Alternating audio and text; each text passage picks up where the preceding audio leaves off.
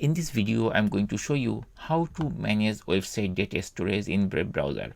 So if you use Brave browser for a long time, like on day, 2 day, or more than on day, something like that, or if you open many tabs on your browser, then time to time you will see some notification is appeared here, actually on top of the browser or at the corner of your computer, that your browser is full of storage space like that.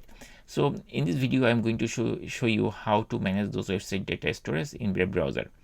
So it'll be very simple and easy. So what you need to do, you just need to type this command Brave, then / settings, then content / all, then question mark sort -data .stored. I will give you this information on the browser, I mean in this video description below. You can directly copy paste, and then you can open a new tab and you can paste it over there, and now it will show you everything. Like for my computer, basically here I'm seeing that Google is taking this much space, CapCut this much, Glassdoor this much space is actually occupied by Brave browser.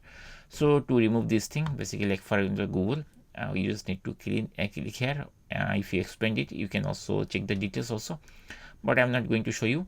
You can check if you want, then delete, then this much space will be recovered like that. So here is showing like total storage used by size 4.7 gigabyte, so which is too much. So to delete everything, basically in one single click, you can click here delete all data, and then it will give you this message like this will delete 4.7 gigabyte of data stored by sites. You will be signed out all sites including in open tabs. Any offline data will be deleted. So what is the meaning of that? So if you clean like this way by one click, and if you press delete, basically what will happen? So it will like in your computer browser, like you logged in your Google Gmail, basically like you have 2-3 accounts are there, you logged in each, so it is taking some space. Then CapCut, you also logged in like that. In this way, all the applications you logged in, right? So when you clean everything, that basically means it will clean everything from here, and all data will be lost.